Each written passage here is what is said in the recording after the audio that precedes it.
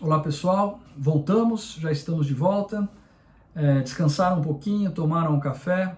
Ótimo, então vamos prosseguir no estudo da nossa matéria. Nós estamos vendo classificação dos títulos de crédito.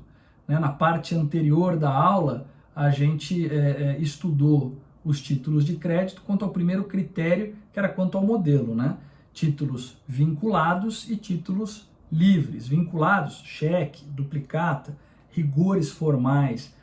Para que ele seja considerado uma cambial, tem que observar todos aqueles rigores formais.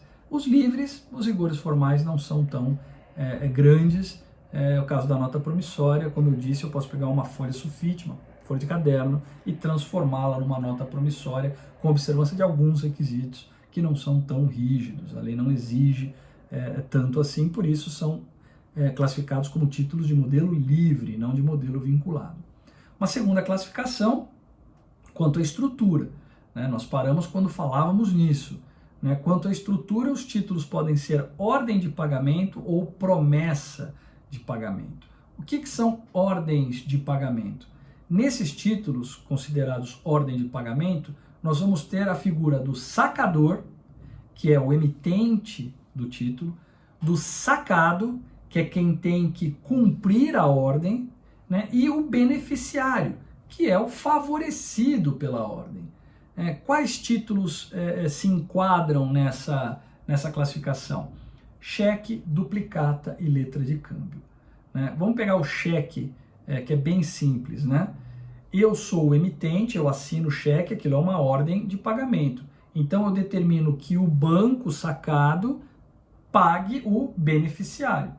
Então eu dou o cheque em favor do comércio X, Casas X Comércio. Então eu dou um cheque dizendo banco pague tantos reais em favor da casa X, que é o comércio. Então temos o emitente, o banco sacado e o beneficiário. Não confundam o banco sacado com o beneficiário, O cheque não é em favor do banco, o cheque é em favor de um beneficiário, o banco é sacado, ele é que vai cumprir a ordem que consta lá no cheque. Com a duplicata é exatamente a mesma coisa, letra de câmbio também. Nós temos essas três figuras, sacado, emitente, sacado e beneficiário. Isso é uma ordem de pagamento. Mas nós temos também as promessas de pagamento. E os títulos que se enquadram nessa classificação, como promessas de pagamento, tem apenas um promitente, e um beneficiário, um emitente, desta promessa e o beneficiário. Não há um sacado, alguém que cumpra esta promessa. É o exemplo típico da nota promissória. Eu posso dizer aqui naquele meu papelzinho, prometo pagar ao João, ou ao Pedro, ou a quem quer que seja, ao X, tantos mil reais. Acabou. Só tem duas figuras nesse título de crédito. Eu, que sou o promitente, e o beneficiário. Eu que emiti aquele título e o beneficiário, que é quem vai cobrar, quem tem direito a receber aquele crédito representado por aquele documento, por aquela nota promissória. Então, quanto à estrutura, ordem de pagamento e promessa de pagamento. Mais uma classificação agora quanto às hipóteses de emissão. Quanto às hipóteses de emissão, nós temos títulos causais, títulos limitados e títulos não causais. Bom, títulos causais são aqueles que somente podem ser emitidos em hipóteses previstas em lei. Exemplo típico de um título causal, duplicata mercantil. Por quê? Porque a lei diz que a duplicata mercantil só pode ser emitida para representar um negócio jurídico específico, uma compra e venda mercantil ou uma prestação de serviço mercantil. Só. Eu não posso emitir duplicatas para outras situações ou representando outros negócios jurídicos subjacentes. Então, exemplo típico de título causal. Veja, o fato do título ser causal não lhe retira a abstração, hein? Lembra lá do princípio da abstração? A lei exige que a duplicata represente inicialmente, uma compra e venda mercantil, uma prestação de serviço mercantil. Mas a partir do momento em que ela é emitida e circula, né, ela se descola do negócio jurídico subjacente. O credor terá direito a receber aquele valor, independentemente de qualquer coisa, a partir do momento que circular. Tá? Então, título causal não importa em dizer que não há mais abstração. Importa em dizer que ela necessariamente e inicialmente vai representar um negócio jurídico específico, que é a compra e venda mercantil ou a prestação de serviços mercantil, ok? Títulos limitados. Títulos limitados, eles não podem ser emitidos para representar determinados negócios. Então, ao contrário, né?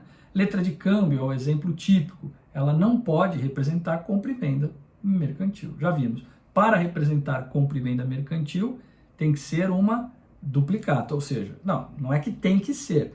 Eu posso fazer um contrato civil, um contrato comercial, qualquer outra coisa. Mas se eu quiser emitir uma duplicata, tem que ser em relação a uma compra e venda mercantil. Mas eu posso também, ao invés da duplicata, usar uma letra de câmbio? Não, porque é um título limitado. A lei proíbe letra de câmbio para representar compra e venda mercantil, tá? E títulos não causais. Títulos não causais são aqueles que podem ser emitidos para representar qualquer negócio. Não há uma limitação legal para a emissão desses títulos. Exemplo, cheque, nota promissória. Eu posso emitir um cheque representando uma compra e venda mercantil? Posso. Posso emitir um cheque representando uma compra e venda civil? Posso. Uma prestação de serviço de qualquer natureza? Posso, não importa, né? Não há uma limitação em relação às hipóteses de emissão. Igualmente em relação à nota promissória, ok? Então temos aqui em relação às hipóteses de emissão, títulos causais, limitados e não causais. Essa classificação ela é bem importante, ok? Mais uma classificação, aliás, a última que nós vamos ver, é quanto à circulação. E aqui eu faço uma observação. Eu optei por adotar a classificação do Fábio Ulloa Coelho.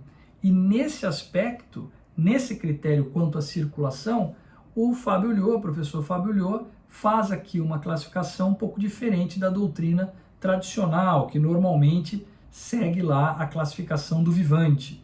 Vivante diz que, em relação a esse critério de circulação, os títulos podem ser a ordem, né, que circulam por endosso, e nominativos, né, que circulam por um documento de transferência específico ou por registro em livro próprio, né, do emitente. Seria o caso das ações de uma sociedade anônima.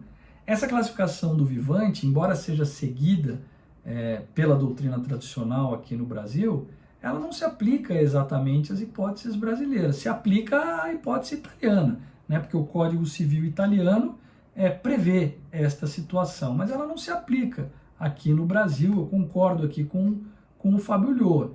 Né? Aqui no Brasil seria muito melhor você classificar os títulos em relação à circulação como títulos ao portador, títulos nominativos à ordem e títulos nominativos não à ordem.